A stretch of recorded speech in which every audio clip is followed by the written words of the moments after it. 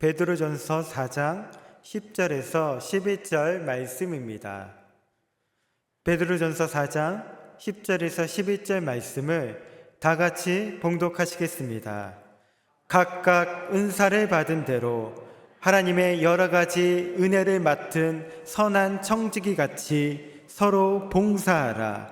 만일 누가 말하려면 하나님의 말씀을 하는 것 같이 하고, 누가 봉사하려면 하나님이 공급하시는 힘으로 하는 것 같이 하라.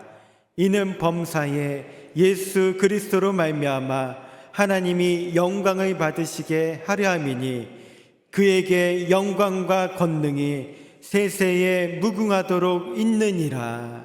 아멘. 말씀의 제목을 다 함께 따라해 주시길 바랍니다. 각각 은사를 받은 대로, 각각 은사를 받은 대로. 사자성어의 유유상종이라는 말이 있습니다. 같은 무리끼리 서로 내왕하며 사귄다라는 뜻이죠. 그래서 우리들은 사람들 이렇게 종류대로 나누는 습관이 우리도 모르게 다 가지고 있는 것 같습니다. 얼마 전까지만 해도 사람들은요, 4가지 종류의 사람으로 한국 사람들을 나눴어요. 태양인, 태음인, 소양인, 소음인. 그게 한동안 한참 유행했었어요. 뭐 태양인 이재마 이런 드라마도 있었어요. 저는 한 번도 본 적은 없는데 그 드라마 이름이 기억이 나요. 근데 요즘은 어떻게 나누냐? MBTI로 나눠요. 제 MBTI는요, ENFJ입니다. E는 내향적인 사람이 아니라 외향적인 사람인 것이고, N은요, 직관적으로 평가하는 사람들 얘기하고, F는요, 공감할 수 있는 능력, 이성적으로 사람을 판단하는 게 아니라 공감하는 사람이라는 것이고, J는요, 무계획이 아니라 계획적인 사람이라는 뜻입니다. 그런데 제가 F라고 하니까, 공감을 많이 하는 사람이라고 하니까 청년들이 저한테 그거는 아니라고 얘기를 하는 거예요. 목사님은 T래요. T는 뭐냐? 아주 그냥 공감하는 게 아니라 판단을 잘하는 사람이라는 얘기입니다. 이성적으로. 아니라고, 나는 F라고, 내가 검사해봤는데 나는 F라고, 공감을 많이 한다고, 감정을 잘 느끼는 사람이라고. 제가 그렇게 한참 동안 그것 때문에 옥신각신 청년들이랑 이야기를 한 적이 있는데, SNS에서. 그런데 한 전도사님 때문에 제가 F가 아니라 T라는 것을 알게 됐습니다. 한 전도사님이 저한테 묻는 거예요. 목사님, 제가 오늘 너무너무 슬퍼서 빵을 샀어요. 그러는 거예요. 그래서 내가 왜 빵을 사요? 그랬어요. 슬픈데 왜 빵을 사요? 근데 여러분, 이게 T를 가진 사람들이니까는, 이성적으로 판단 잘하는 사람들은 공감 능력이 별로 없기 때문에 왜 빵을 사요? 이렇게 묻고, F, 공감 능력이 많은 사람들은요, 목사님, 제가 너무너무 슬퍼서 빵을 샀어요. 그러면 이렇게 얘기한답니다. 얼마나 슬프세요? 그래서 제가 F이기를 원하는 T라고 생각을 하고 있어요. 어쨌든 사람들은 이렇게 잘 나눠요. 우리는 기독교적인 관점에서 보면은요, 사람들을 불신자와 신자로 나눌 수 있어요. 우리 일산순복음 영산교회의 관점에서 보면은요, 우리 영산교회 성도와 우리 교회 성도가 아닌 사람으로 나눌 수 있습니다. 결국에는 이렇게 나누다 보면 어떻게까지 나누어지느냐면요, 나 아니면 너로 나눠져요. 기준이 다 자기가 기준이 되기 때문에 나 아니면 너가 되는 겁니다. 그러니까 결국에 나와 너의 구분을 통해서 우리라고 하는 공동체보다는 지독한 개인주의로 전락해 버릴 수도 있습니다. 언제나 여러분, 분쟁과 다툼이 여기에서부터 출발을 합니다. 언제나 분쟁과 다툼의 원인이 나와 너와의 구분으로 출발하기 때문에 이게 위험한 거예요. 왜? 내가 기준이 되다 보니까. 밥쇼 그린 목사님이란 분이 있는데, 그분이 고양이 신자 강아지 성도라는 책을 지었어요. 그런데 이 밥쇼 그린 목사님은 집에 제스민이라고 하는 강아지와 심바라고 하는 고양이를 키우고 있습니다, 직접. 근데 목사님이 집에 들어가면은요, 제스민은요, 그 강아지는요, 막 그냥 반갑다고 꼬리를 흔들고 앞발을 목사님에게 올리고 온 몸으로 주인을 반겨줍니다. 그런데 이 고양이 신바는요, 목사님이 방 안에 들어가도 본체만체예요. 그리고 다가와서 결국에 막 이렇게 쓰다듬어 주려고 바라봐야지만 그때 한번 주인을 쳐다볼까 말까 한대요. 많은 사람들이 한결같이 동의하는 것은 강아지에게는 주인이 있지만 고양이에게는 부하 직원이 있답니다. 고양이는 이렇게 말한다고 합니다. 당신이 나를 귀여워해주고 먹여주고 보살펴주고 사랑해주는 것 보니까 내가 당신의 주인이군요. 고양이는 이렇게 얘기하고, 강아지는요, 당신이 나를 귀여워해주고 먹여주고 보살펴주고 사랑해주니까 당신이 내 주인이군요. 이렇게 얘기를 한답니다. 성도 중에 자기의 영광을 위해서 자기를 알아달라고 하는 고양이 같은 신자가 있고, 하나님의 영광을 위해서 당신이 주인이시군요, 하나님만이 주인이시군요 하는 강아지 같은 성도가 있다라는 것이죠. 제가 이 책을 읽고 난 다음에, 여러분 오해하지 마세요. 이상하게 들릴지는 모르겠지만 우리 교인들이 다 강아지 같은 성도 되었으면 좋겠습니다. 그런데 오늘 본문에서는 교회 안에 강아지 같은 성도가 있고 고양이 같은 신자가 있다라고 말하지 않고 있습니다. 오늘 본문을 통해서 하나님의 영광을 위해서 산다라는 것이 어떤 것인지 한번 좀 깊이 생각해 보는 시간이 되었으면 좋겠습니다. 고난 중에 믿음을 지키며 살아가던 교회 공동체 성도들에게 베드로 사도가 마지막 권면하는 아주 그 권면의 말씀에는요, 명백한 전제가 깔려 있습니다. 밥쇼 그린 목사님 책에서 고양이 신자와 강아지 성도로 교인들이 구분되고 있는 것이 아니라 초대교회에는 아예 이런 구분이 없었단 말입니다. 여러 종류의 성도들이 함께 있었던 것이 아니라 한 종류의 사람들만 있었다라는 거예요. 직분자들은 섬겨야 되고 새가족들은 섬김을 받아야 되는 것이 아니라 교회 안에는 섬기는 사람밖에 없었다라는 말입니다. 고난 중에 있기 때문에 나는 섬김을 좀 받아야 되겠다. 나는 아직 교회에 나온 지 얼마 되지 않았기 때문에 나는 좀 섬김을 받아야 되겠다. 나는 가난하기 때문에 나는 좀 섬김을 받아야 되겠다. 나는 교회를 다닌 지 오래됐기 때문에 나는 섬기는 자가 되어야 되겠다. 나는 부자니까, 내가 여유로우니까 남들을 좀 섬겨야 되겠다. 섬기는 위치 따로 있고 섬김을 받는 위치가 따로 있는 것이 아니라, 심지어 섬김을 받는 사람조차도 또 다른 하나의 섬김이 될 정도로 성도들 간의 이 섬김은요, 언제든지 상호적이고 공동체적인 것이었습니다. 서로 섬기는 사람들이었어요. 그러니까 성도들은 섬김을 받는 성도와 섬기는 성도로 나누어지는 것이 아니라 다양한 방법으로 서로를 섬기는 그냥 한 공동체였다라는 사실입니다. 베드로 사도는 당시에 환난을 많이 당하고 핍박을 많이 받아서 힘들어하던 성도들에게 이제 때가 얼마 남지 않았으니까 조금만 참고 기다리자라고 얘기를 했습니다. 베드로전서 4장 7절에서 9절 말씀입니다. 만물의 마지막이 가까이 왔으니 그러므로 너희는 정신을 차리고 근신하여 기도하라. 무엇보다도 뜨겁게 서로 사랑할지니 사랑은 허다한 죄를 덮느니라. 서로 대접하기를 원망 없이 하고. 우리가 근신하고 정신을 차리고 깨어서 기도하자. 그러면서 우리는 주님 오실 날을 기다리자. 때가 가까이 왔으니까. 그런데 기다리는 것은 여러분 그저 넋놓고 기다리는 소극적인 기다림이 아니라 뜨겁게 사랑하고 허다한 죄를 덮고 원망 없이 대접하면서 적극적으로 기다리자라는 얘기예요. 환난 가운데 힘들어 선행을 포기하면 안 된다는 얘기입니다. 우린 힘들면은요, 하던 일을 그만둬요. 섬기던 일을 그만둡니다. 이제는 내가 섬김을 받아야 한다. 내가 힘든데 내가 지금 대접을 받아야지. 교회에서 날 좀 알아줘야지. 그렇게 말해서는 안 된다라는 겁니다. 심지어 베드로는 매맞고 억울한 가운데서도 소망의 이유를 묻는 자들에게 항상 온유와 두려움으로 대답할 것을 준비하라고 얘기를 했어요. 베드로전서 3장 15절 말씀입니다.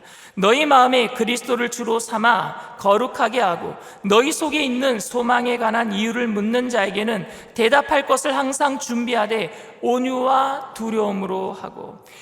이때 당시에 베드로 사도가 이렇게 권면했던 모든 대상자들은요, 성도였어요. 그 성도들이 누구냐? 노예였습니다.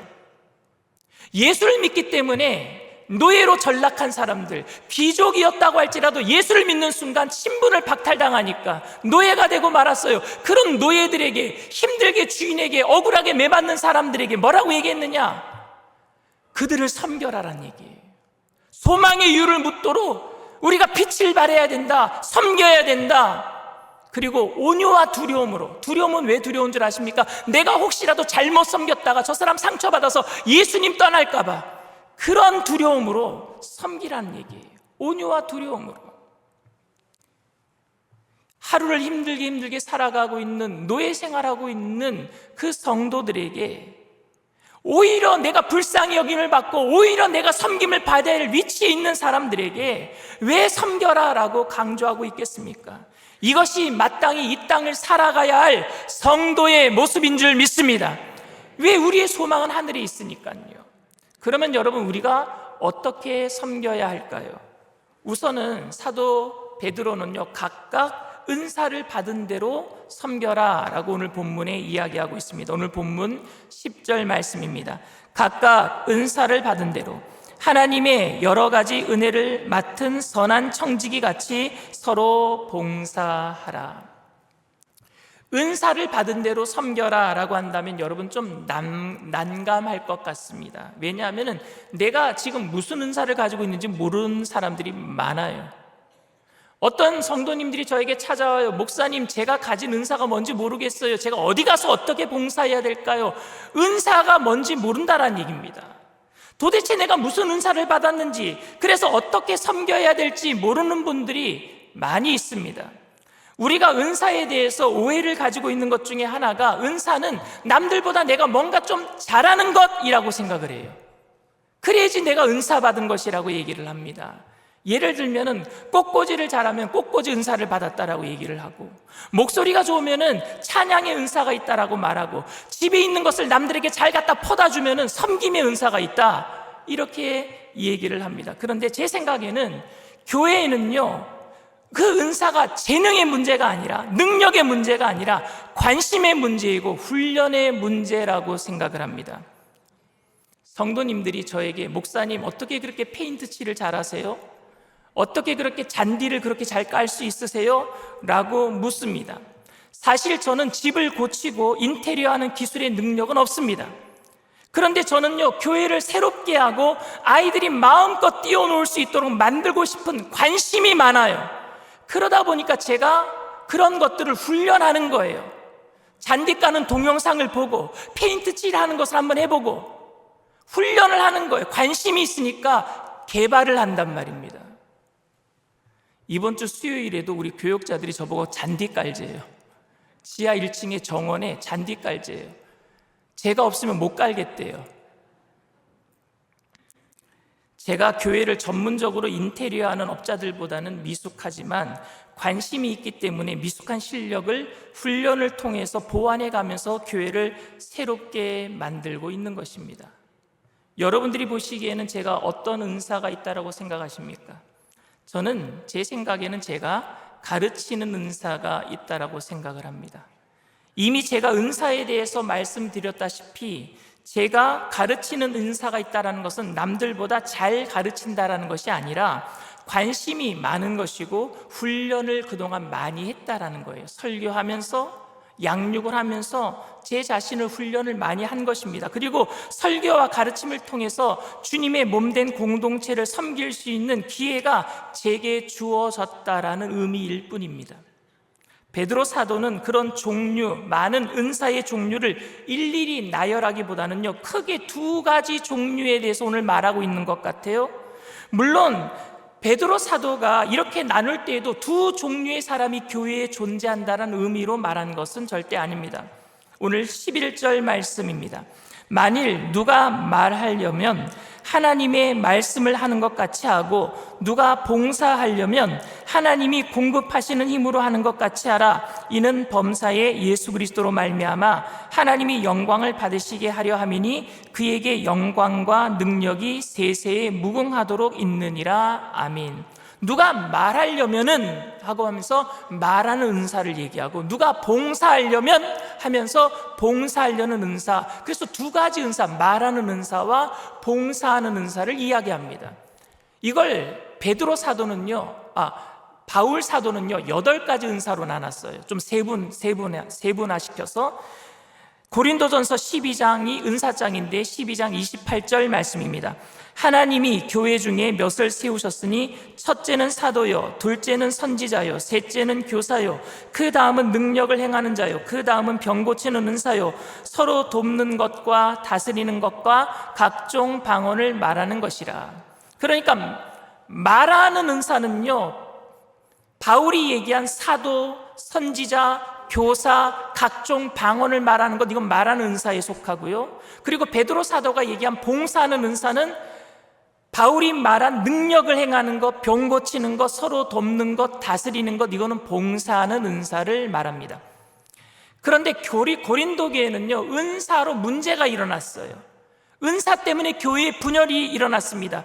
바울은 그래서 은사를 자랑하고 은사가 마치 자기의 어떤 능력인 것처럼 말하고 있는 사람들에게, 그것은 당신의 능력이 아니라 하나님께서 교회를 세우기 위해서 주신 것이니까 우리가 은사 받은 사람들은 교만하지 말고 겸손해야 됩니다 하면서 8가지 은사를 얘기했는데, 그 8가지 은사를 크게 베드로는요 말하는 은사와 봉사하는 은사로 딱 생략을 한 겁니다. 바울은요 은사의 목적을 교회를 세우기 위한 것으로 설명을 했다면, 베드로는요 은사의 목적을 내가 사역을 감당할 때 어떻게 내가 사역을 감당해야 될 것인가에 대한 중점을 거기다 두고 이야기를 한 겁니다. 강조점만 틀릴 뿐이지 똑같은 이야기를 하고 있는 것입니다. 베드로 사도는 먼저 누가 말을 하려고 하려면, 다시 말하면 권면이나 가르침을 통해서 공동체를 섬기려고 한다면 하나님이 말씀하시는 것처럼 해라 라고 얘기를 했어요. 목사인 저에게 공동체를 섬기도록 주신 책임은 설교입니다. 그런데 이 설교를 할 때 하나님의 말씀을 하는 것처럼 하라라는 의미입니다. 제 설교가 곧 하나님의 말씀이라는 권위를 내세우라는 이야기가 아니라, 오히려 하나님의 말씀을 전하는 입장에서 제가 더 신중하고 진실해야 된다는 얘기예요. 내가 하는 말은 무조건 하나님의 말씀이니까 당신들 내 말에 무조건 순종하시오 이렇게 얘기하는 것이 아니라, 하나님의 말씀을 전하는 제가 더 신실하게 그 말씀에 비추어서 살아야 된단 말입니다. 내 말이 아니라 하나님의 말씀을 전하는 것이라면 그만큼 전하는 사람은 진실하고 오류가 없는 삶을 살아야 될 줄 믿습니다. 이게 말하는 은사를 가진 사람들이 가져야 될 자세예요. 누군가를 위로하려고 하는 말들도, 누군가를 권면하려고 하는 말들도 교회라는 공동체 안에서 말할 때에는 자기를 높이고 남을 깎아내리는 중상과 비방과 원망과 불평이 아니라 하나님의 원하심과 그 뜻을 따라서 상대방을 높여주려는 마음으로 하라는 이야기예요. 또한 봉사하려면은 하나님이 공급하시는 힘으로 하래요. 오늘 11절 말씀입니다. 누가 봉사하려면 하나님이 공급하시는 힘으로 하는 것 같이 하라. 이 말씀도 내가 지금 봉사하는 것은 하나님의 권위로 하는 거야, 자기를 나타내는 것이 아니라 하나님께서 맡기신 일을 하나님 앞에서 하고 있다라는 겸손과 섬김의 자세를 잊어버리지 말라라는 이야기입니다. 그런 의미에서 하나님이 공급하시는 힘으로 하라라고 얘기하고 있는 거예요. 그런데 제가 이 말씀을 처음 접할 때는요, 오해가 있었어요. 어떤 오해가 있었느냐? 말하는 은사와 봉사하는 은사가 따로 있구나. 나는 말하는 은사를 가졌으니까, 가르치는 은사, 말하는 은사를 가지고 있으니까 봉사는 직분자들이 해야지. 목사가 무슨 교회 청소를 해. 근데 이게 다 깨졌어요, 여러분. 이민 목회 가서 목사가 청소 다 하고, 아내가 화장실 청소 다 하고, 모든 것 다 해요. 목사도 봉사하는 거예요. 나누는 게 아니란 말입니다.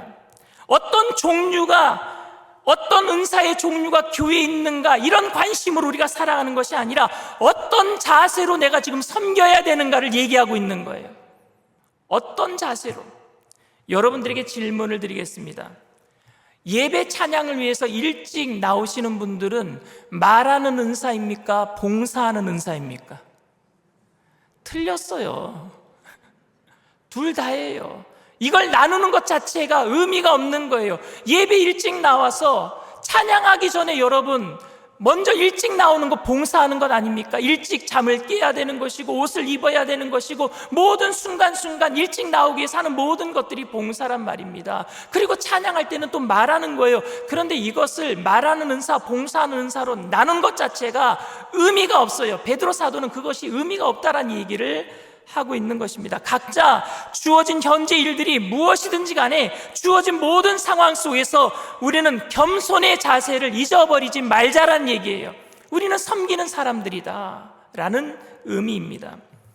어떤 사람에게 어떤 은사가 주어졌는가 하는 것보다 더 중요한 것은 은사로 섬기고 있는가가 더 중요한 것 아닙니까? 내가 무슨 은사를 받았다, 이게 중요한 게 아니라 내가 지금 섬기고 있는가, 이게 더 중요하지 않겠습니까?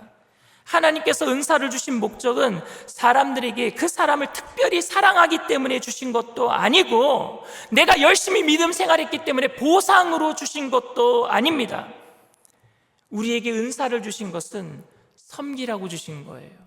있는 자리에서 섬기라고 주신 줄 믿습니다. 그러니까 내가 지금 어떤 은사를 받았는가가 중요한 것이 아니라 내가 지금 섬기고 있는가가 중요하다는 얘기입니다. 그런데 요즘 은사가 무엇입니까? 라는 질문은 공동체 안에서 섬김이 될 수 있다는 의미보다는 인정받기 위한 수단으로 여겨지는 것 같습니다. 내가 은사가 무엇이 있어?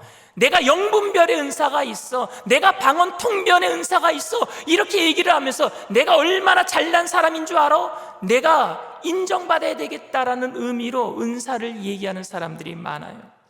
그러다 보니까 은사가 갈등을 일으킵니다. 이게 고린도 교회의 문제였어요. 은사를 가진 사람들이 갈등을 일으켜요. 교회의 문제를 만들어냅니다. 성령 받았다는 사람들이 교회의 문제를 만들어내요. 교회를 오래 다녔다는 사람들이 교회의 갈등을 만들어냅니다. 직분이라는 이름으로 서로를 높이려고 하고 그것이 마치 계급이나 세력이 된 것처럼 권력을 행사하려고 합니다. 이런 모습 속에서 상심한 사람들은요, 철저하게 직분 안 받으려고 해요. 직분자들은 다 저렇구나, 목에 힘주고 다니는구나, 철저하게 교회에 와서 예배는 드리지만 성김의 자리 가기 싫어, 괜히 거기에 꼬이기 싫어, 괜히 거기에 갔다가 갈등만 있어, 철저하게 타인처럼 살려고 해요.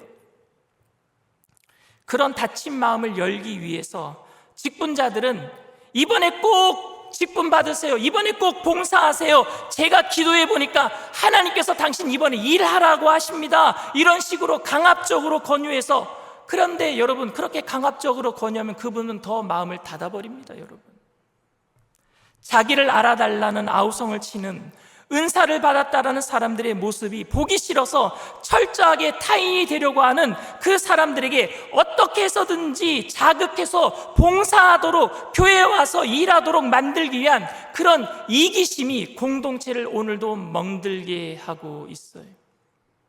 그러다 보니까 일하는 사람만 일해요.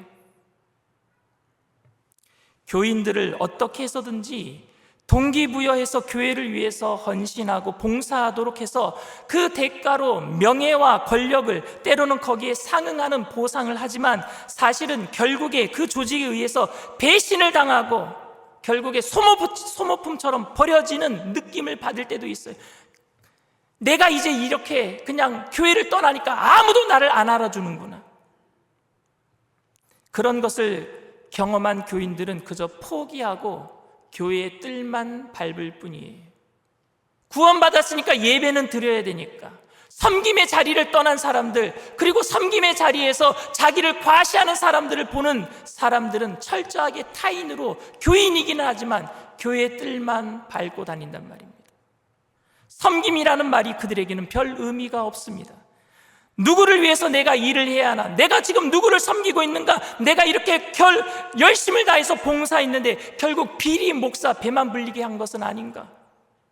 이제 더 이상 상처받지 않기 위해서 철저히 타인이 되어서 살아가기도 합니다. 그런데 베드로 사도는 고난 중에 믿음을 지키며 살려는 공동체를 향해서 당장 생계 유지하기도 힘든 성도들에게 아주 차갑고도 냉정하게 연단과 고난을 이상하게 여기지 말고 오히려 사명을 다하여서 섬겨라라고 얘기하고 있어요. 그런 성도들에게, 상처받은 사람들에게, 힘들어하고 있는 사람들에게 베드로전서 4장 12절 13절 말씀입니다. 사랑하는 자들아, 너희를 연단하려고 오는 불시험을 이상한 일 당하는 것 같이 이상히 여기지 말고 오히려 너희가 그리스도의 고난에 참여하는 것으로 즐거워하라. 이는 그의 영광을 나타내실 때에 너희로 즐거워하고 기뻐하게 하려 함이라. 아멘. 모든 일에 바른 자세가 중요해요. 모든 일들은요, 바른 자세에서 나올 때에 그 바른 자세로 그 모든 일들을 꾸준히 해 나갈 수 있습니다. 그리스도인들에게 가장 바른 자세는 무엇일까요? 섬김이에요. 섬김에서 나와야 돼요. 그리스도의 모든 삶의 그 자세는요, 섬김에서 나와야 됩니다. 예수 그리스도로 말미암아 하나님께서 영광을 받으실 길이 바로 이 섬김의 길이었어요. 인간들을 위해서 하나님의 보좌를 버리고 섬기러 이 땅에 오셨잖아요. 현대인들의 교회는 사람들이 이야기하기를 두 종류의 사람들이 있다라고 말을 합니다. 하나는 섬김의 사람이고 다른 하나는 섬김을 받는 사람들이라고 얘기를 합니다. 그러나 성경에서는 교회는 한 종류의 사람만 있다라고 말합니다. 각각의 섬김이 다를 뿐이지 모두 다 섬기는 사람이 되어야 된다라는 거예요. 말로 섬기든 봉사로 섬기든 말로 남을 격려하고 용기를 주고 그것도 하나님이 주신 말씀처럼 해야 되는 것이고 봉사하는 것도 하나님이 주신 능력으로 해야 될 줄 믿습니다. 각각 다른 섬김의 종류는 있을지 모르겠지만 섬기는 사람들 밖에 없어야 됩니다.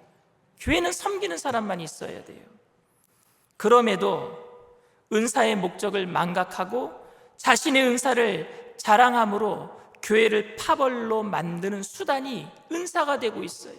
고린도 교회가 그랬잖아요. 바울파가 있고 게바파가 있고 아볼로파가 있었잖아요.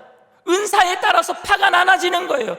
우리는 여러분 그런 파가 아니라 예수파밖에 없어요. 교회는 예수님밖에 없는 줄 믿습니다. 은사 때문에 어떻게 교회가 나눠줄 수 있단 말입니까?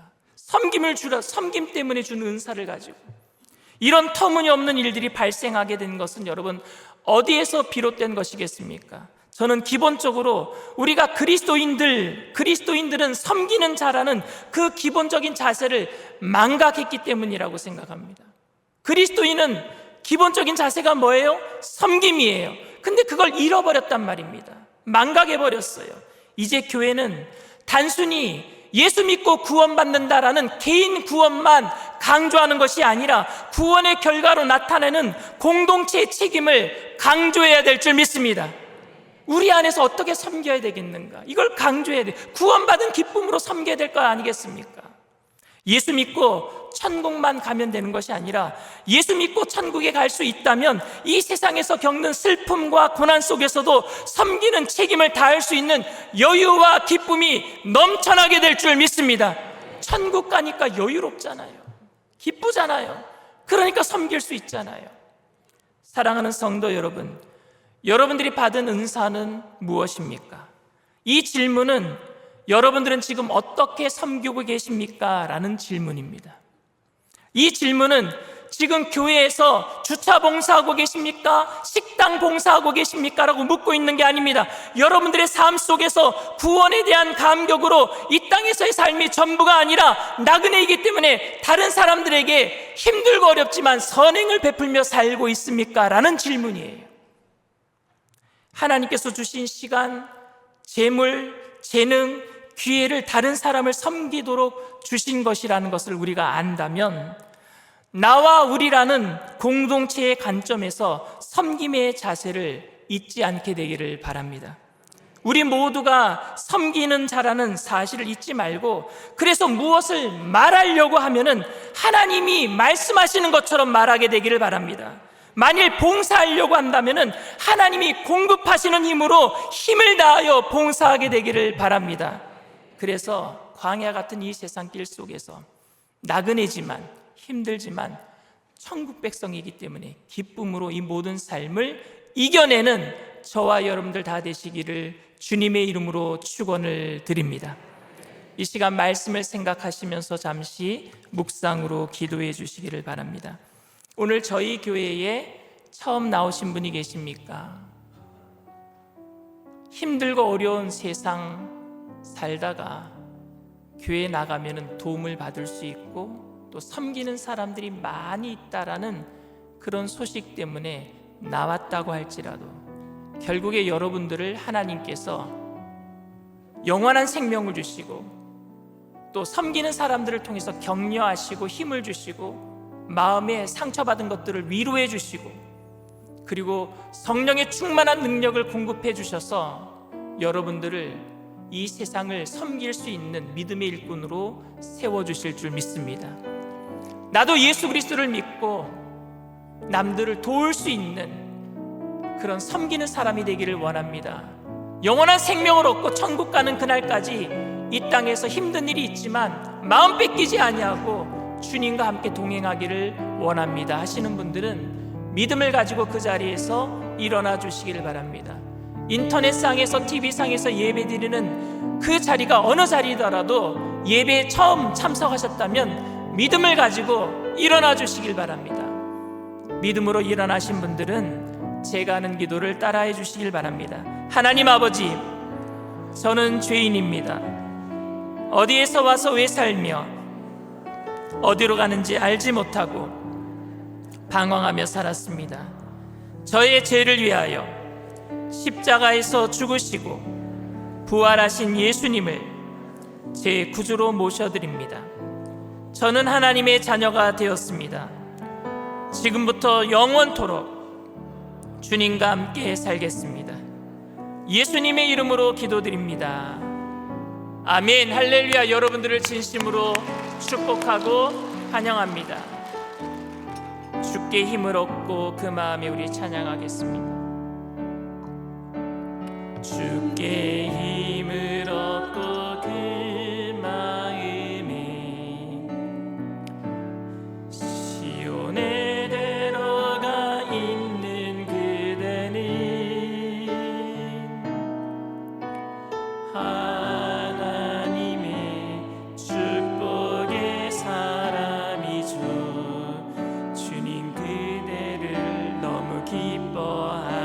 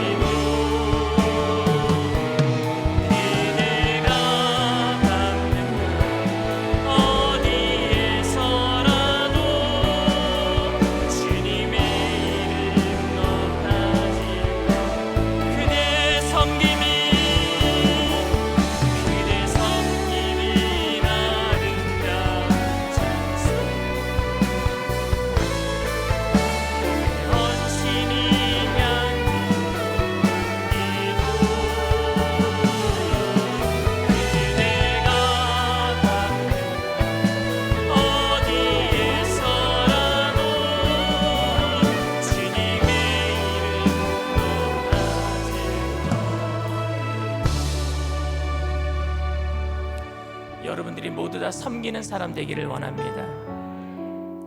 섬김은 그리스도인의 기본이에요. 근데 이 섬기다 보면은 일하는 사람들은요, 두 가지를 꼭 먹어야 돼요. 하나는 밥이에요. 왜냐면 일하다 보면 지치니까 건강해야 되니까 밥도 먹어야 되지만, 일하다 보면 또 하나 먹는 게 있습니다. 욕을 먹어요. 마귀는 가만히 있는 사람 안 건드려요. 일하는 사람을 건드립니다. 섬기는 사람을 건드려요. 그래서 시험과 환난이 다가오는 거예요. 그걸 베드로 사도가 이상히 여기지 말라 그랬어요. 이상히 여기지 말라. 여러분들에게 여영미 시인의 도마라는 시를 읽어드릴까 합니다. 방패보단 도마가 되기로 했어. 모두가 피하는 칼 늠름히 받아내며 울퉁불퉁한 모든 삶의 재료 내 안에서 알맞게 반듯해지고 다져지는데 까지 칼자국이 한두 개일 때 흉터, 삶이 되고 보면 꽃보다 향기로운 무늬가 된다. 여러분들이 무늬가 있는 도마가 되기를 바랍니다. 울퉁불퉁한 고난의 삶의 재료가 여러분들 안에서 섬김을 통해서 반듯한 요리의 재료가 되게 될 줄 믿습니다. 교회를 세우는 능력이 되게 될 줄 믿습니다. 사도 바울이 뭐라고 얘기했느냐? 나는 내 몸에 그리스도의 흔적을 가졌노라. 많은 고난 속에서 상처가 그에게 하나님 앞으로 가는 길을 막아서는 어떤 장애물이 된 게 아니라 흔적이 돼서 살펴볼 때마다 이것을 내가 뛰어넘게 하신 하나님을 바라보게 되는 거예요. 결국에 무늬가 될 때에 여러분들이 이 교회를 아름답게 세우게 될 줄 믿습니다. 하나님 섬길 때에 시험과 환난을 이상하게 생각하게 하지 마시고, 말할 때 하나님께서 주신 말씀하시는 것처럼, 봉사할 때 하나님이 주신 능력을 하는 것처럼 할 수 있도록 성령으로 충만케 해달라고 우리 주님 세 번 부르고 통성으로 간절히 기도합니다.